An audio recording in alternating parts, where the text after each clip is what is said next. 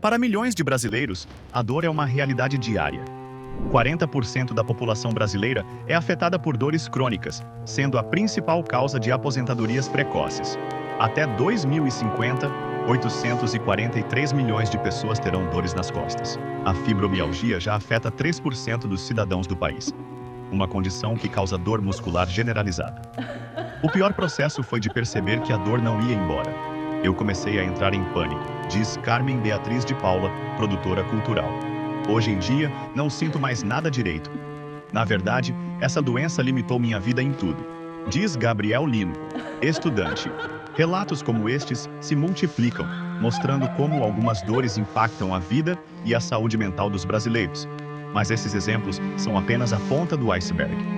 Especialistas afirmam que depressão, ansiedade e insônia também podem ser sintomas de doenças físicas.